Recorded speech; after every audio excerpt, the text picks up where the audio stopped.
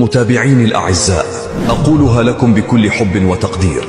يكفيني فخرا اليوم أنني هنا معكم، محاط بقلوب نبيلة وأرواح صافية لم أرها ولم ترني، لكنها جمعتني بها مشاعر صادقة لا تحتاج إلى عيون لترى.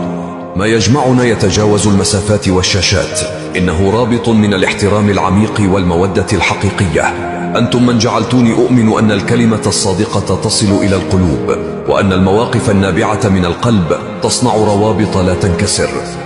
وجودكم في حياتي ليس مجرد أرقام على الشاشة، بل هو إضافة حقيقية تغني حياتي.